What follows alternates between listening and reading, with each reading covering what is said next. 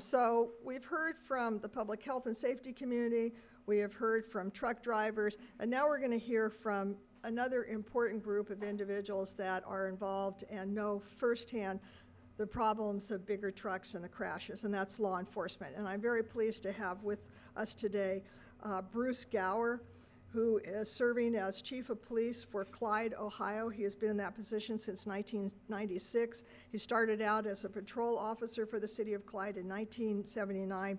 And over the course of his career, he has worked on numerous truck crash scenes. He has personally witnessed the destruction, the loss of life, serious and disabling injuries, and the disruption that a large truck crash causes on everybody when it happens. Bruce, I'd like to now invite you to come and speak, and maybe you can introduce the other law enforcement that you have brought with you. That would be great. Thank you. Thank you. Good morning. I am Bruce Gower. I'm the Chief of Police for the city of Clyde, Ohio, having served the past 18 years in that position as a police officer for just over 35 years. I'm speaking today on behalf of the Ohio Association of Chiefs of Police and its nearly 800 members in the state of Ohio.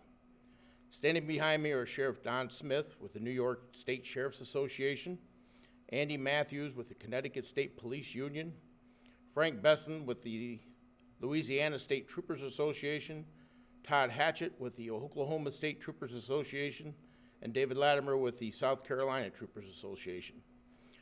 We are just a few of the law enforcement officers from 15 states who have come to Washington to tell Congress we do not want bigger trucks on our roads. I don't know of a single law enforcement officer who thinks the bigger trucks would make our roads safer. During my 3+ decades of law enforcement, I have been on the scene of hundreds of crashes involving big rigs. Although Clyde is a very small town with about 6,500 people, we have an industrial base. We are home to the world's largest washing machine factory. More than 500 trucks hauling steel, hazardous materials, and other cargo run through our town every day. We have seen more than our share of truck crashes, and many of them have been horrific, heartbreaking scenes. Because big rigs are so massive, when trucks and cars collide, the consequences are very serious. We shouldn't do anything to add to those dangers. Adding extra weight to the big rigs would make them longer, and adding trailers will definitely make them more dangerous. Hit something with a 5-pound sledgehammer, it's going to do a lot of damage. Hit something with a 40-pound sledgehammer, it's going to do a lot more damage. For me, it's a matter of simple physics.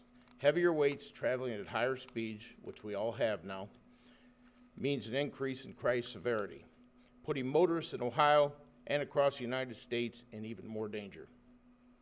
Let me be clear, we're not here to replace responsibility on truck drivers. In fact, it's been my experience that the vast majority of truck drivers are skilled, careful, and deliberate, and they take their job seriously. This is an issue with vehicles that are inherently dangerous, and we do not want to make them any more dangerous by adding to their weight or their length. Now is the study being done by the U.S. Department of Transportation. There are 2 points that I want to make.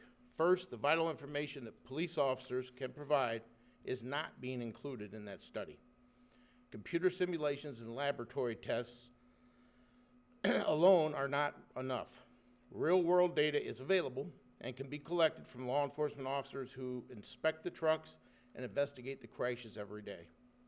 To ignore the professional experience of a state trooper, a deputy sheriff, or police officers absolutely makes no sense to me. Secondly, it is essential that the U.S. DOT study look carefully at the impact of bigger trucks on local roads and bridges and the local communities like Clyde. Most truck trips begin and end on a local road. Local roads are older, and they are built to a lower standard, and they are in worse condition than most federal highways.